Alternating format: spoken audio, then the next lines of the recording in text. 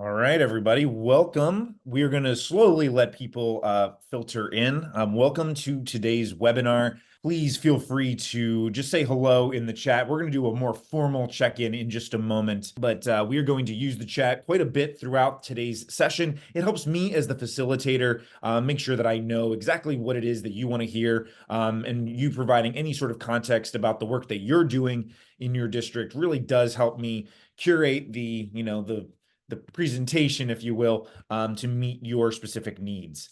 We've got a bunch of people online already.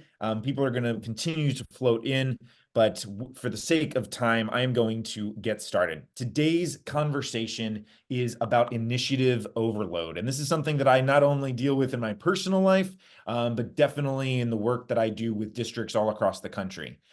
So I hope that this this webinar is both informative, but it's also one of those things that you can take a step back after we're done today and just say, is that actually what is happening in my district? And then how can I make some moves to alleviate some of that pressure that comes with initiative overload? So we're going to get a few things out of the way first. A lot of you are probably fans and friends of Education Elements. Welcome back if you are. If you are brand new, because this topic is particularly of particular interest to you, welcome aboard. We are Education Elements. We are a K-12 consultant group.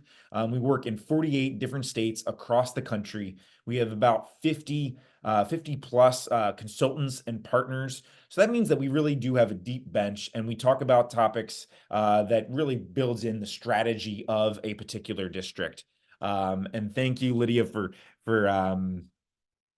checking in the chat here. Perfect. Thank you so much for that. So with that said, that is Education Elements. And like I said, we have a deep bench that does work all across the country. And we love working and hearing from all of you. So some of these touch points, these webinars, even though we're not like working together right now, it is really nice for us to have these moments for us to connect and talk about things that really matter in the districts that you serve. But for today, while there are 50 plus of us, you get me. My name is Nick Esposito. That's my email address. So if you have any questions or you would like to start a conversation after our time together, please feel free to send me an email. I love responding to them. I work on instructional and strategic initiatives in districts all over the country. I'm in a lot in New York right now, but I also worked at state agencies in North Carolina and Arkansas, and a lot in Texas as well. I'm from Philadelphia originally. I currently live here in New Jersey, just moved from Colorado. I'm trying to think of anything else you would need to know about me. I was a teacher for 10 years in inner city Baltimore and in Philadelphia. And then in between teaching and then becoming part of Education Elements, I actually was very much, I still am, but very much passionate and interested in educator wellness and well-being. I last year, was a part of a educator wellness series where every single month we talked about educator wellness from a different lens within a district. So if you would like to, head back over to our YouTube channel and check those out.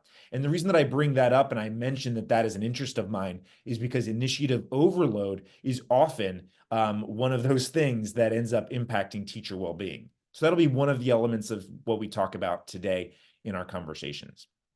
So a couple of things, continue to put your questions or comments in the chat. I love to see those. It gives me energy as we go through today's session. All right, now that's enough about me, enough about Education Elements. Now I want to hear about from you.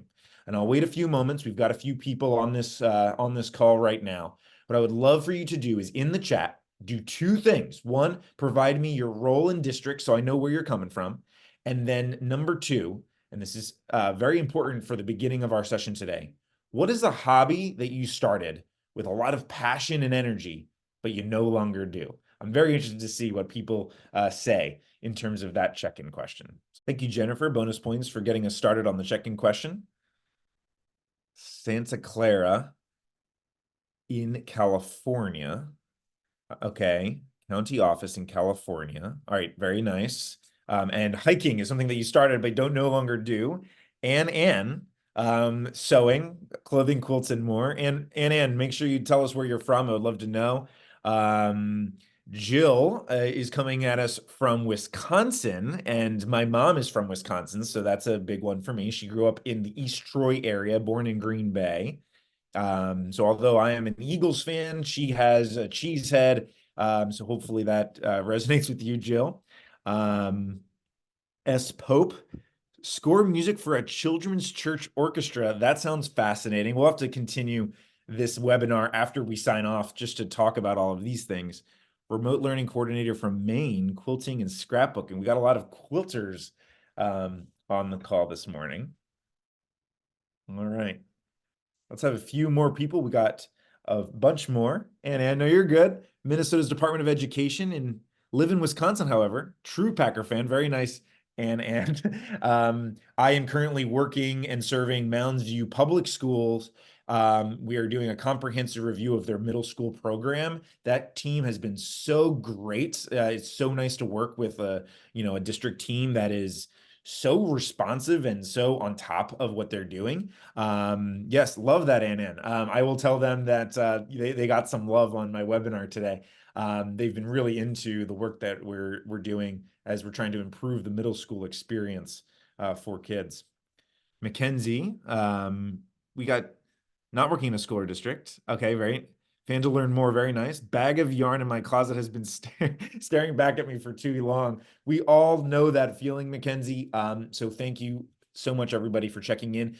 Continue to do so. And like you all did, there's going to be plenty of opportunities for me to, engage with you in the chat. So continue to just jump in there.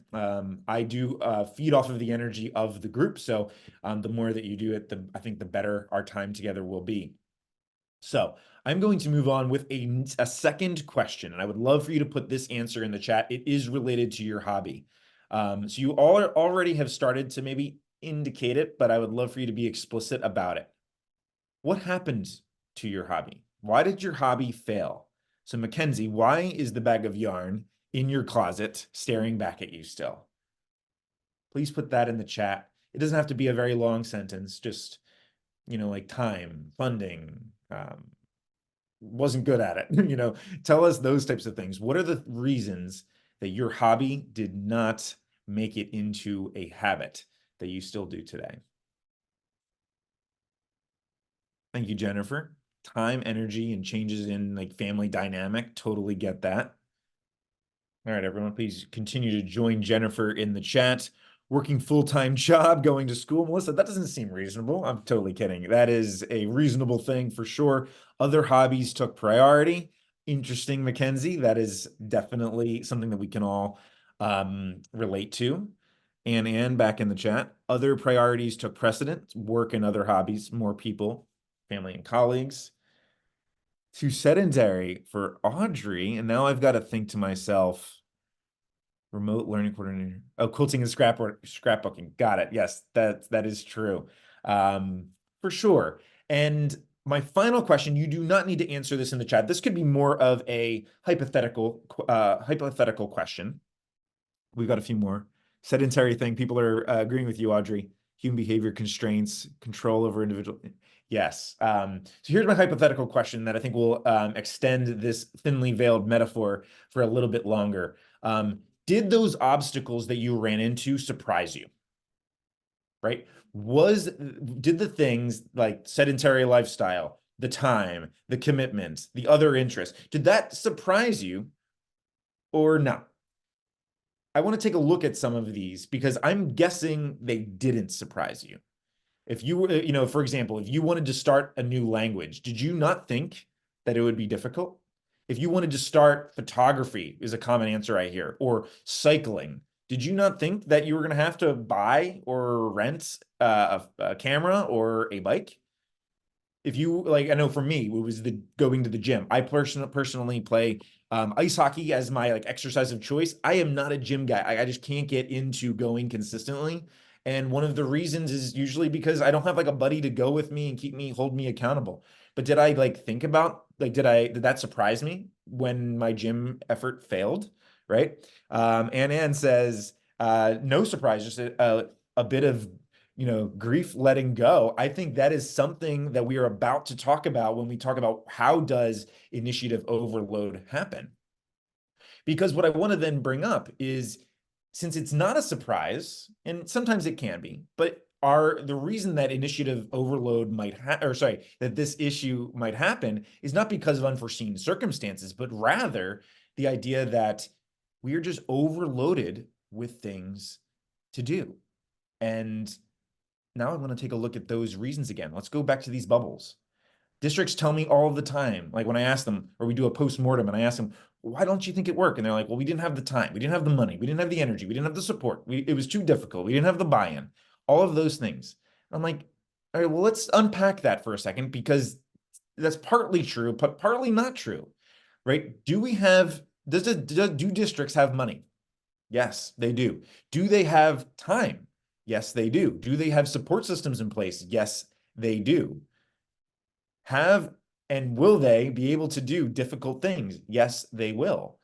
So it's not that those things are absent. It's the fact that like that time has to be spent not only on this, but on a zillion other things that we are responsible for. Do we have money? Yes, but we have to spend money on other things as well. Support. We actually sometimes in districts have too much support where people don't actually know where to go. There's so many options, right? So I want to make sure it is clear that it is not a matter of not having those things. It's not surprise. It is actually the overload that becomes the issue that we want to solve for. And we'll begin to kind of unpack that today during this webinar. And I want to frame our conversation today with an economics term or an economics lesson. I used to do this with my students when I was teaching math. The idea of law of diminishing returns. So many of you might already know this concept, but it's worth using to frame our conversation today, right? This is a theory in economics that predicts that after some optimal level of capacity, once it's reached, adding additional factors of production will result in smaller increases in output, eventually to a point where it's actually producing negative returns. Our job as district leaders, campus leaders, teachers, right? Our job is to identify what is that point of maximum yield. Because if once we start going over, then it starts going bad quickly. And we've all experienced it. And I know that because that's why you're all here right now. So our job today is to identify how can we get to that point of maximum yield? Because there's an alarm doesn't go off right away. Like I think it was Ann said, no, what who was it?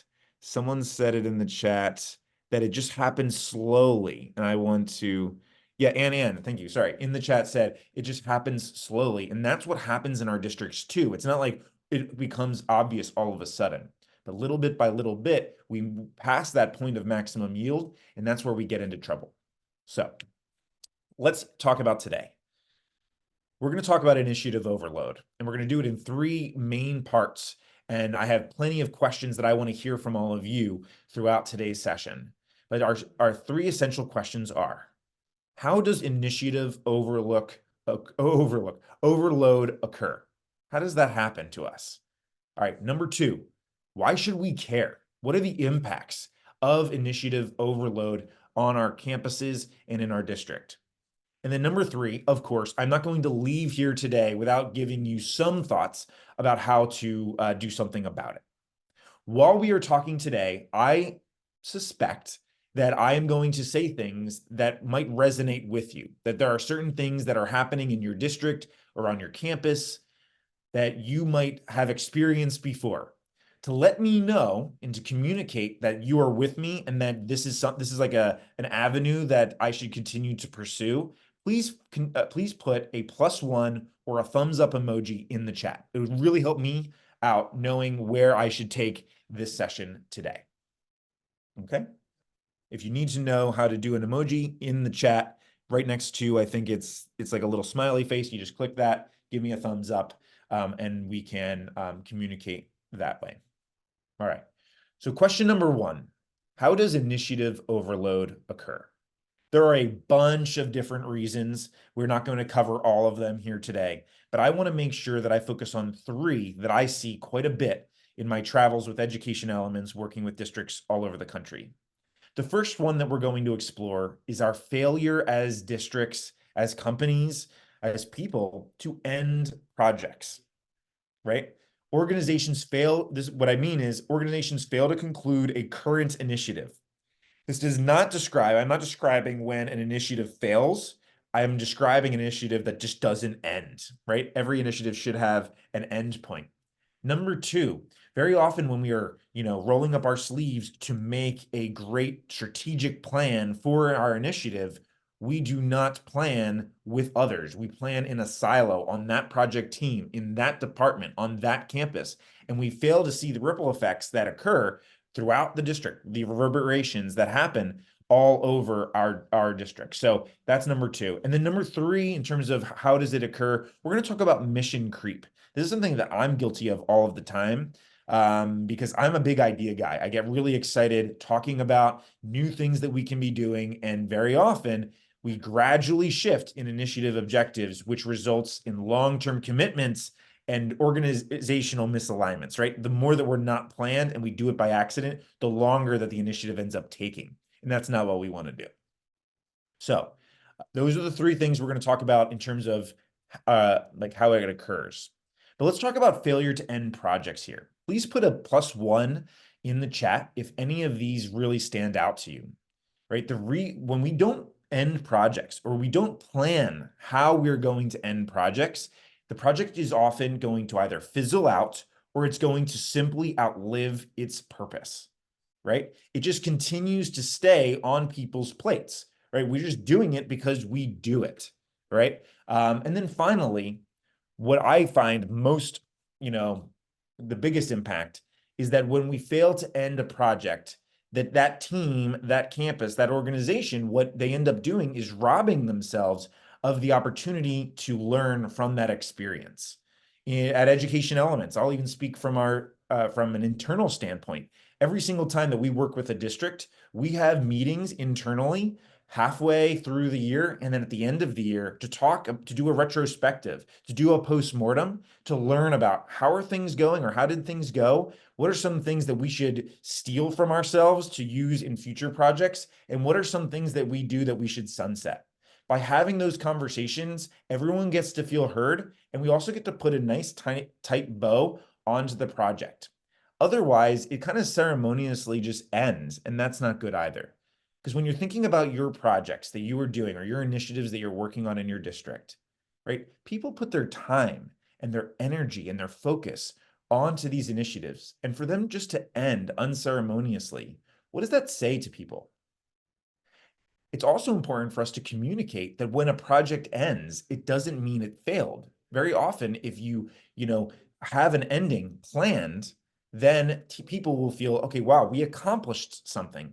Imagine if your book ended like 25% from being done, or a joke was told without the punchline, or the movie ended just before the climax, right? It's a very tough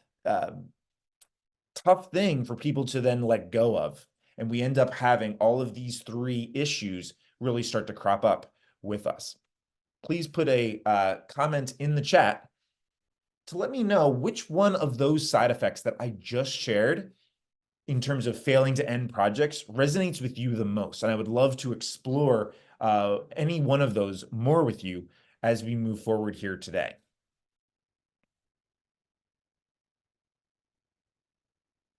Thank you, Ashley, for getting us started. Plates filling. Anybody else for plates filling or one of the other two? Audrey says plates filling. We got overflowing plates, a lot of the plates.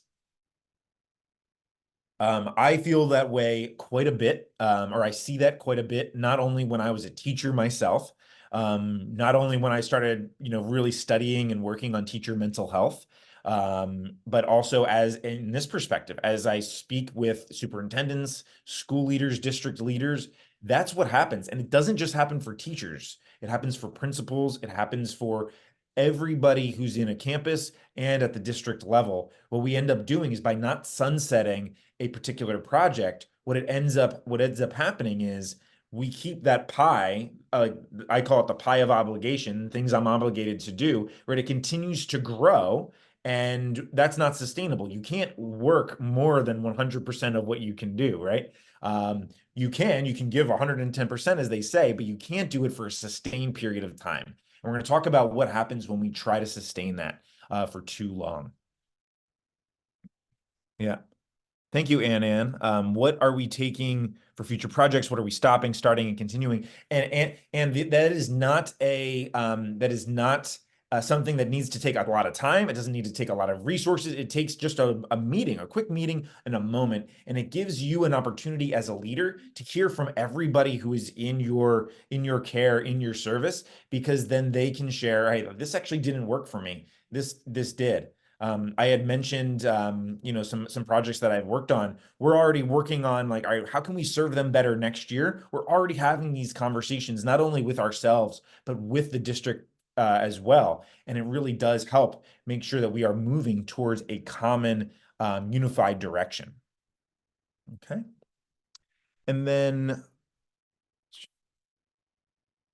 yes, thank you, Jennifer. Yeah, it is a good one for sure. Because once it starts fizzling out, right? So to go to the fizzle out one really quickly again, or it outlives its purpose, the issue for number one is if something just fizzles out, people don't know how to react to that. Like, are we still doing that? Some teachers are working on it, some teachers are not.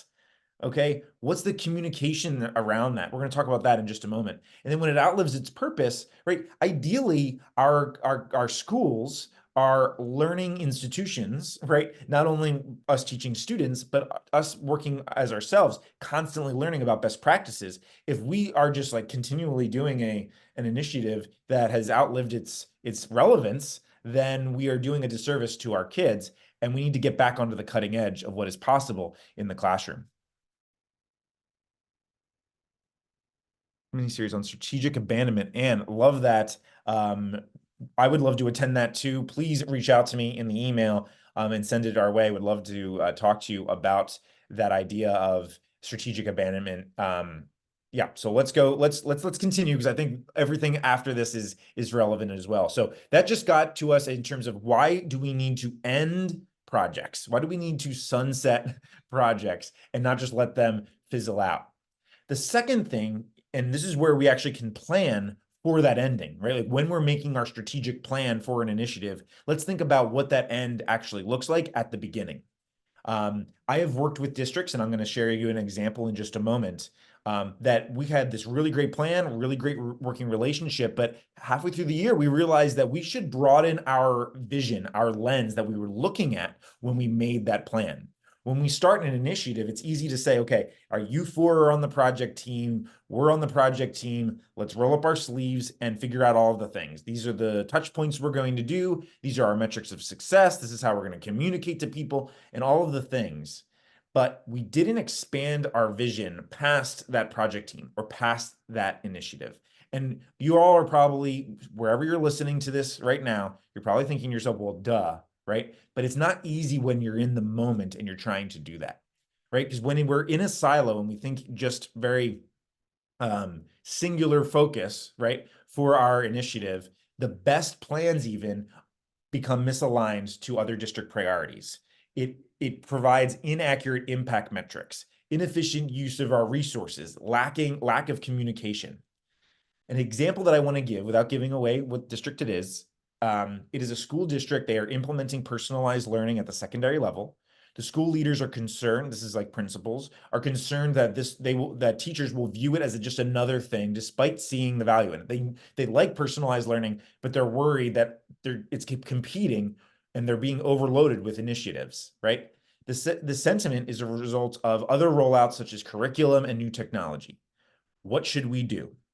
I'm gonna answer that when we get to the end. We're gonna come back to this example here. But what we found was we had competing things. So we were talking about personalized learning, but in the district they also had like a grant that they had found that they were also talking about personalized learning. So like, why did we not think to like include those two? Eventually we did, right? When we're talking about curriculum or new technology, all right, well, this is they're bumping up against each other because these are different initiatives. But are they? Like, does curriculum have something to do with the instruction that we have in our classroom? Of course. How can we then think that they work together? That's the type of thinking that we need to do from a district level, is thinking about, all right, let's take a look at the entire landscape and make the plan with as many of the factors and variables on the table as humanly possible. Sometimes the project team isn't able to see that. That's why engaging as many voices and relevant voices is the way to go. So that's planning in a cycle. We're going to get back, or planning in a silo. We're going to get back to this example in a few minutes. The final one, and this is the one, like I said, I am the most guilty of, is the idea of mission creep. There is a difference between mission creep, which I'm about to explain, and making strategic moves to plan for change. Okay. I think this cartoon really captures it, right? What's your school's mission? Okay, well, what do you like it to be? Without a common mission, a very strong mission and vision for your district or your campus, it is very easy to slowly move a little bit here, a little bit there, right? It's like if you're, they always say like a pilot who's like a brand new pilot, they disappear into the clouds and they can't see what's in front of them. So they don't know how to use their instruments really well. So they try to make a little adjustment here, little adjustment there, but by the time they come out of the clouds, they're completely upside down. That is essentially mission creep and what we want to talk about here right now. The reason that mission creep is difficult, right, is because without a firm vision and we are so overloaded with initiatives, we continue to pile on initiatives almost as band-aids. Okay, well, this isn't working fully, so we need to now do this. All right, now we need to do that. But no initiative works perfectly with each other unless you find a way to marry it to that guiding vision. And so what does this do to us? It causes confusion around our priorities. Wait, so do I do this or do I do that? We hear teachers say that all of the time. I can't deal with another thing.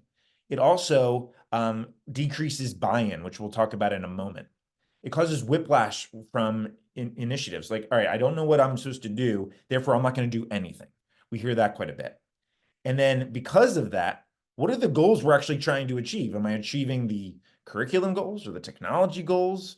Are they the same? Are they different? Those types of questions are very easy to ask once we start making little adjustments here and there. I'm going to take just a brief pause because I would like to rest my voice, but I would love to also hear, is mission creep something that you experience in your district or your campus? Actually gave us 3 yeses, so I think that is, and I picked these 3 things because I have seen them everywhere. I have been a part of it, both as a teacher and in this role, right? And we're going to talk about the impact of it all in a second. Thank you, Melissa, as well, for agreeing. So mission creep, as well as planning in a silo, and as well as not sunsetting project. Those were the 3 things that really jumped out to me that are some of the reasons that the plate continues to get filled. Yes, Jill, things about starting and stopping. Yep, that's surely something I notice. And here, this is from Anne, thought leaders, though leaders will acknowledge they're so busy, they're not realizing it. Yes, exactly. It's so I think as a leader, and like, let's think about what are people saying? Like, I'm so busy, I'm running back and forth. Those are just little side effects, little, red flags that should be going up in your head when you hear people say that. It means that the plate is getting too filled and mission creep probably has happened. We probably could sunset a few projects, and we need to start thinking more broadly about how can we combine initiatives? How can we combine, like use some one resource that's over here, right? And if we can do that, we can start to minimize what we're talking about. So what is the impact of initiative overload?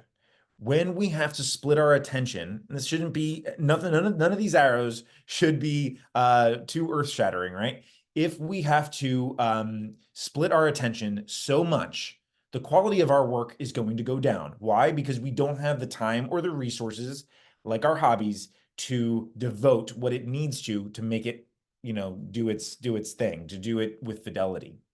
Number 2, the more that you add things, the buy-in goes down. I cannot tell you the amount of times that I have started working with a district and I talk to teachers and I always ask them, like, how are you feeling with this? And they are like, they're honest with me. I just need to wait this out. Like, I'm not going to invest my time and energy into it because I know that this is just a fad on the campus. And while that hurts me in my heart, I know that that's not about me. That's not about personalized learning or not about the initiative we're working on. It's really about the trauma that they have from previous whiplash of initiatives. So how can I prove to them this is here to stay? We've got your back, and increase that buy-in a little bit more. Because if they feel like it's going to be gone next year because we're going to band-aid it with something else, what's the point? I'm with them. Like, don't invest then. You've got other things to worry about. So making sure we build up that buy-in is really important. Obviously, all of us are interested in the ROI. What is the return on investment with our initiative? If I need to buy something else to fill a gap that this previous initiative has now created, then I shouldn't be investing in that initiative, or I should be strategizing for that initiative in a different way, right? And then most importantly, or not most, I think it is most importantly, because this is a people thing, burnout increases. If we continue to add to someone's plate of obligation or pie of obligation, burnout is going to ensue.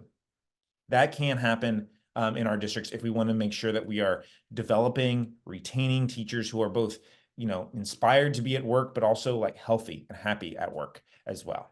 Okay. I want to provide some research to what I'm talking about here. The poll that you see on the right, the formatting got a little strange, so I apologize for that. But this is conducted by the Educators Room. It is an organization that is dedicated to the mental health of educators, and they did a research study that came out in December. And when they asked teachers a bunch of questions about your feelings of happiness at work or your health, mental health and well-being at work. And they asked them, all right, so what are some of the reasons that you are unhappy or you are stressed or what have you? Take a look. 85% of these teachers across the country, 85% talked about demands outside of the job, or sorry, not outside, demands of the job, which is what is the pie of obligation that we've been talking about, initiative overload. Number two is politics outside of the school, which is not like left versus right. It's the politics of the people that are contributing to all of these initiatives. Like, I've got my initiative, I want it to succeed. This person has their initiative, they want it to succeed. That's what that means. It's the use of resources, too many resources. It's overwhelming. And then you can see how steep of a drop off. So there are a few things that are truly contributing to teachers and educators lack of well-being. And that's something that we should be really thinking about, the human element of this initiative overload. I'm just going to get back into the chat here. Yes, Anne, and yes, Jennifer, clapping to ownership. Love that from a little bit ago. But so when we are thinking about it, what is the impact on people? And when we are thinking about that impact, right, it's the constant code switching, right? I've got this framework for this. I've got this framework for that.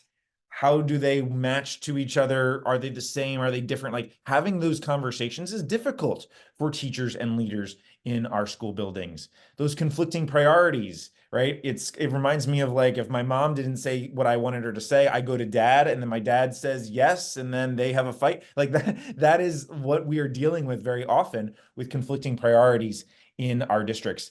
And then I think this is something that we do not mean to do as leaders, right? Yes, Anne, for sure. She says, yeah, it's the proverbial game of whack-a-mole, resulting in those starts and stops, for sure. And we feel like we're putting out fires everywhere, and it is exhausting. That's probably why they call it burnout, right? But the third one, I think sometimes what we do is by adding more and more to people's plates, okay? By doing that, what we often tell them is that you as the teacher or you as the leader, you need to prioritize what you should be spending your time on, right? You need to worry about how you're going to juggle all of the plates that are in the air instead of the person who is initiating the initiative, right? Thinking through that. So we're going to talk about how we solve for that in just a second. But once again, I want to go back into the chat. Which of those impacts that we've talked about just now, quality of work, buy-in, return on investment, burnout, any of the things that you see on this slide, which of those do you see to be the most prevalent in your district right now?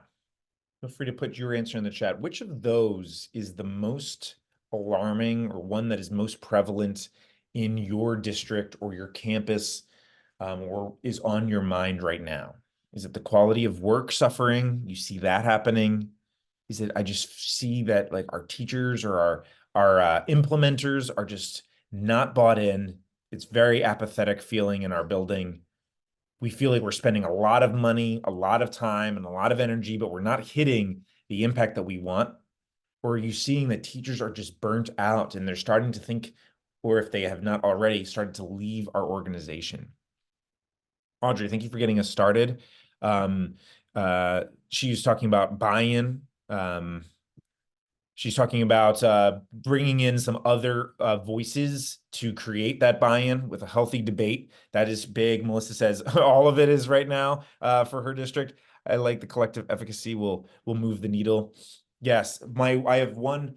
I know she took it from somewhere, but I had a colleague who uses this, and I use it everywhere I go when thinking about initiatives and thinking about how to bring the voices to the table. She says, "Nothing for us without us," and I love that phrase.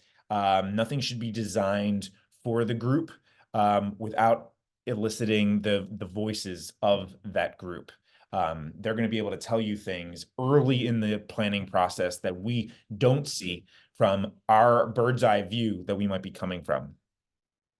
Yes, Anne, the amount of times that I go in and say, like, have we talked to students about this yet? And you'll be floored by the amount of times they say, well, no, we haven't. They are so perceptive, as you all know, painfully perceptive, as you may know. But they do give you some good feedback in terms of creating that conversation about that initiative. Okay.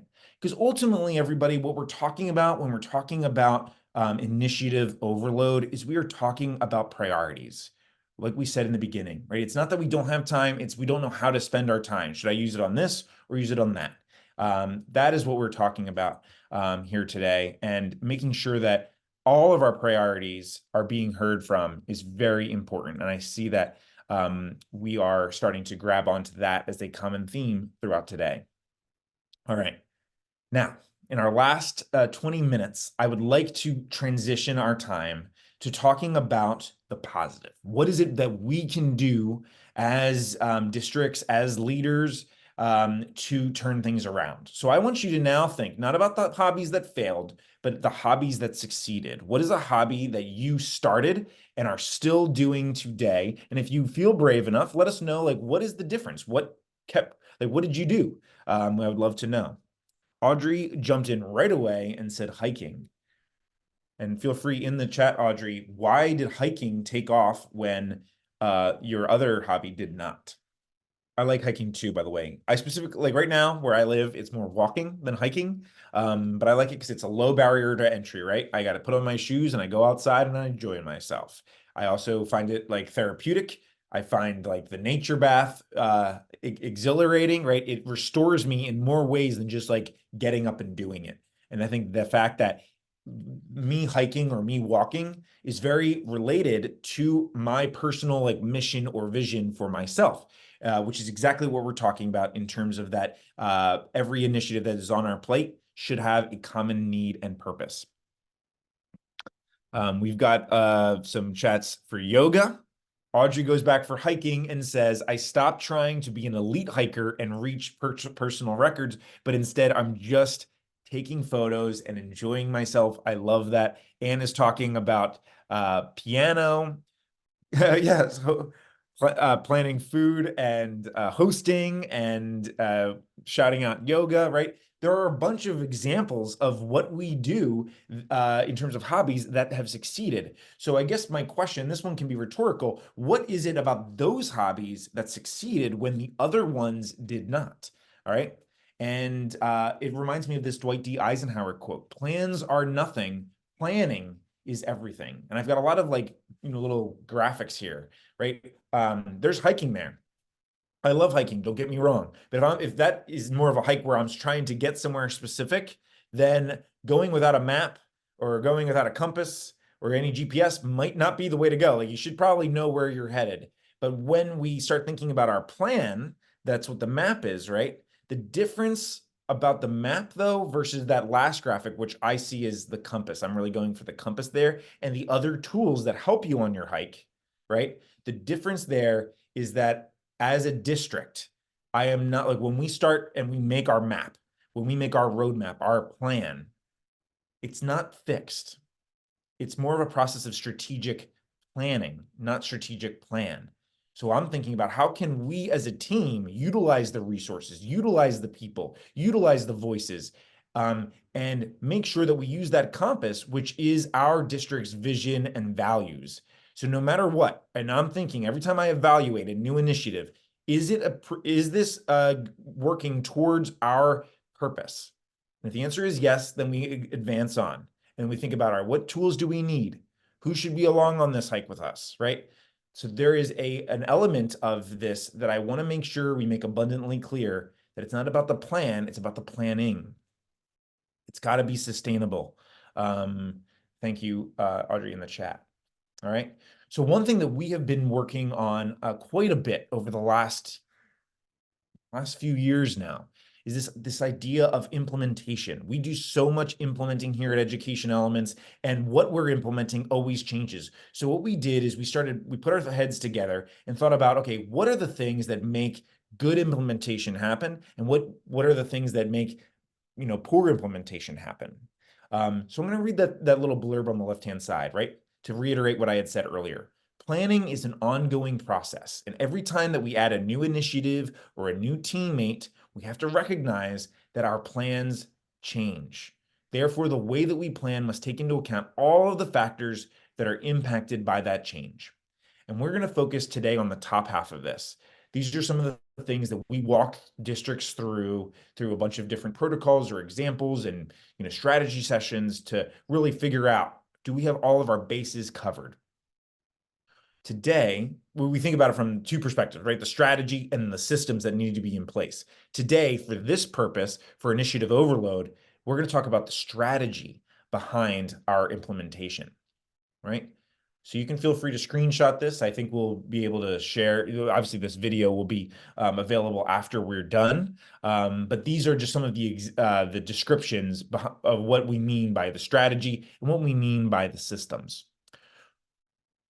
I could go on and on and on about each one of these, but then that would be like an 8-hour session. So if you would like that, please let us know. We will definitely have this conversation for longer. But for today's conversation, we are going to focus on just the strategy and just a few of these elements for our purposes today.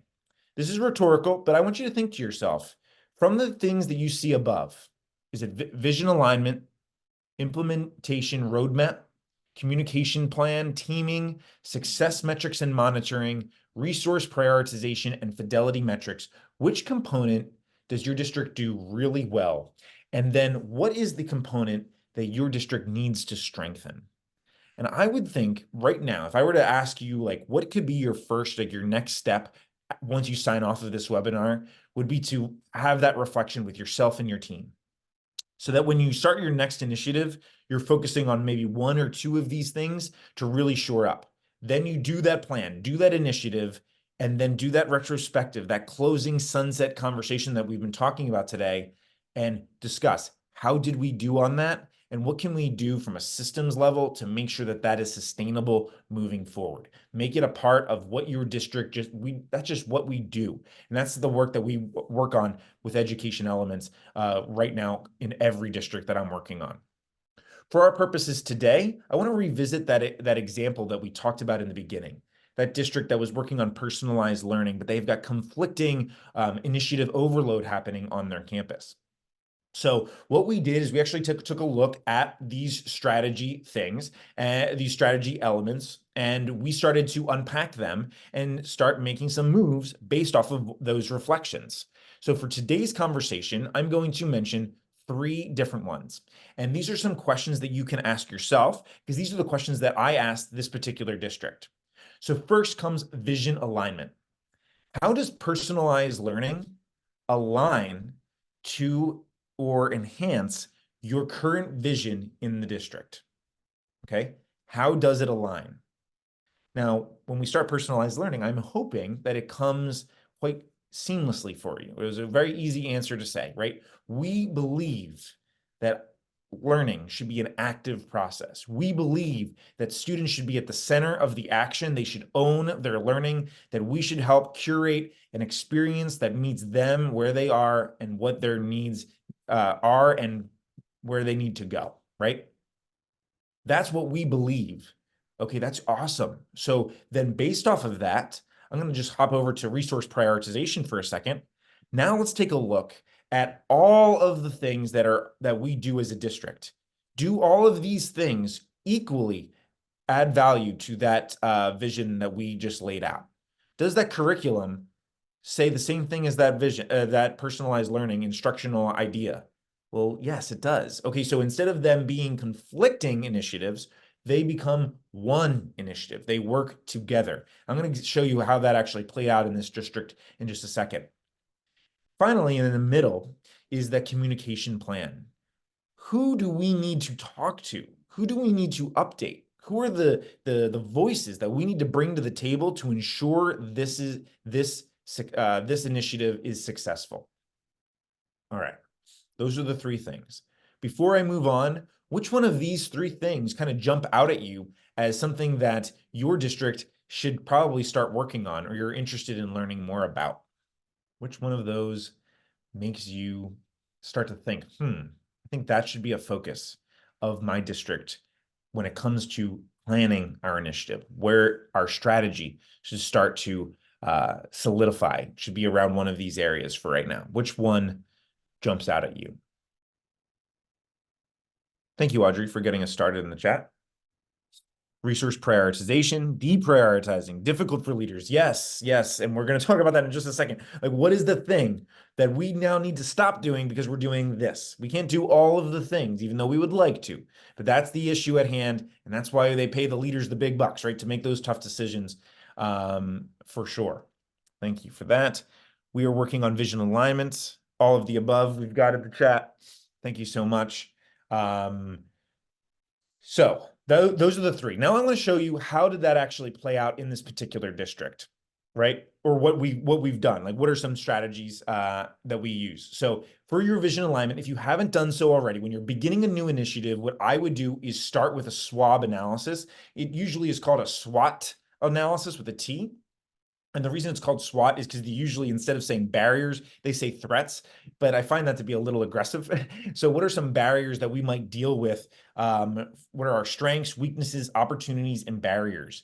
And just having that moment, trust me, that moment, put it all on a piece of chart paper, bunch of Post-it notes for each one of those quadrants. You're going to see people make connections that you didn't actually realize were there, right? And sometimes I think we take that mental exercise for granted and we assume that it has happened, but it actually doesn't.